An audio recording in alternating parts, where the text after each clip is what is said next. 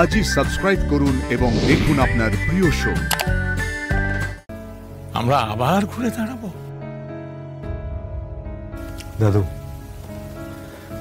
ও যখন বলেছে পারবে তখন পারবে। কি হলো? অমন চমকে উঠলে কেন?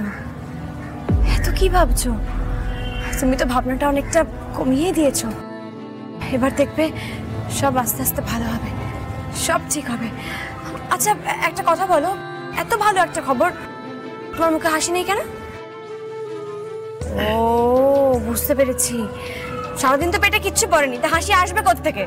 না না আসলে আমি সব বুঝতে পারি, খিদে পেয়েছে তো। সাধারণত কি হয়, যে চাকরি পায় সে অন্যদেরকে খাওয়ায়, এক্ষেত্রে উল্টোটা হবে। আজ আমি আপনাকে সরি সরি সরি আমি তোমাকে খাওয়াবো, কিন্তু কি খাওয়াবো? শ্যামলী ওই তো চায়ের দোকান থেকে চা, প্রজাপতি বিস্কুট, একটা ডিমের অমলেট। পরের বার ভালো করে খাওয়াবো। আমি জানি এগুলো তুমি খুব একটা পছন্দ করো না, কিন্তু কিছু করার নেই, এখন এটাই খেতে হবে। ঠিক আছে চলো। শ্যামলী আবার কি হলো? চাকরিটা হয়নি আমার। এই যে তুমি ফোনে বললে চাকরিটা হয়ে গেছে, তাহলে তারপরে তো ঘটনাটা ঘটলো।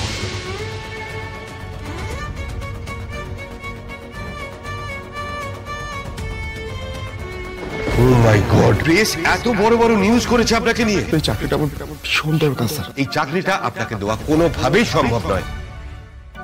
কেন যে মহেশ্বর আমাদের সব দিক থেকে মারতে চাইছেন সেটাই তো বুঝতে পারছি না। বাংলার সব থেকে বড় কুকারি শো হেসেলের হিরোইনের অডিশন নেওয়া হবে আগামীকাল। বয়স সীমা 18 থেকে 80। সকাল 8টা থেকে বিকেল 4টে অবধি চলবে স্টুডিওতে এই অডিশন।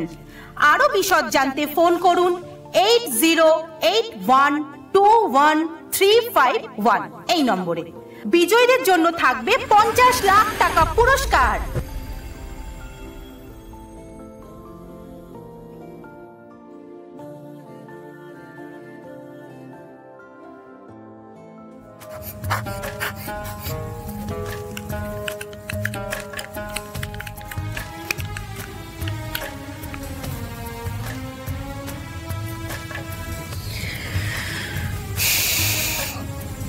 দাদু বাবা সবাই খুব ডিপ্রেসড। শ্যামলী আর দাদা ভাইও ছুটে বেড়াচ্ছে। শ্যামলী যাই বলুক না কেন, বাড়ির এই ক্রাইসিস সিচুয়েশনে এভাবে বাড়িতে বসে থাকা মানায় না।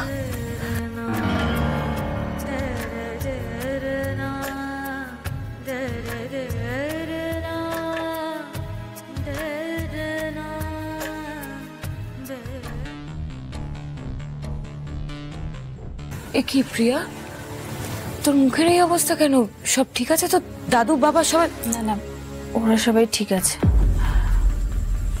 আসলে কি বলতো, মাঝে মাঝে মনে হয় প্রতিমের সাথে সংসার করতে গিয়ে নিজে কিছু করেই উঠতে পারিনি, কেমন গুড ফর নাথিং হয়ে গেছে। তোরা আবার ঝগড়া করেছিস না প্রিয়া?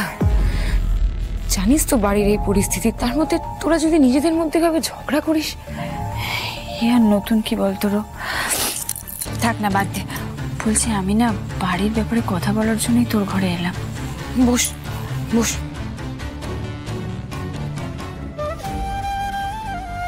বাহ, ক্যামেরাটা অনেকদিন বাদে বের করেছিস। হ্যাঁ রে, একটা টাইমে তো ভালোবেসেই ফটোগ্রাফিটা শিখেছিলাম, তাই ভাবলাম এটা দিয়ে যদি কোনো রোজগারের ব্যবস্থা করা যায়। শোন না, আমিও ভাবছি একটা চাকরির চেষ্টা করবো, জানিস। আমরা থাকতে দাদু জেঠুমনি ওরা চাকরি করবে, এটা তো হতে পারে না বল। তুই তো শ্যামলীর দিকে চিনিসই, ও আমাদের উপর কিছুতেই প্রেশার আসতে দেবে না, ও আমাদের কিচ্ছু করতে দেবে না। কিন্তু আমরা হাত গুটিয়ে কি করে বসে থাকি বলতো? আচ্ছা, ওই জব পোর্টালে তো অনেক চাকরির খবর দেয়, বল আমি কি ওখান থেকে কোনো চাকরি পেতে পারবো? পারবি না কেন? নিশ্চয়ই পারবি। চল আমরা ল্যাপটপটা দেখি।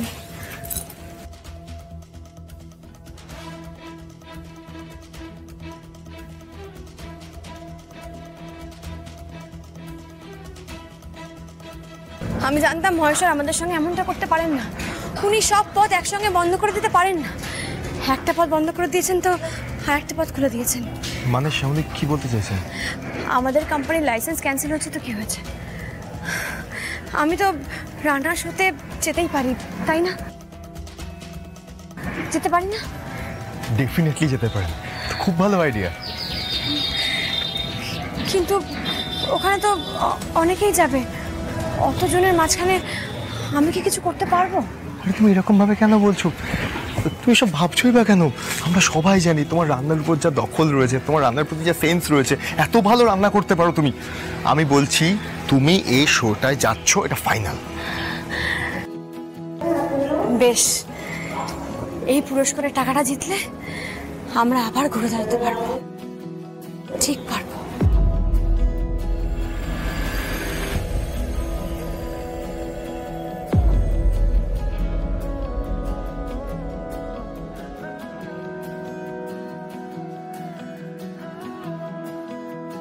আমি আশীর্বাদ করছি তোমরা সকলে সফল হবে।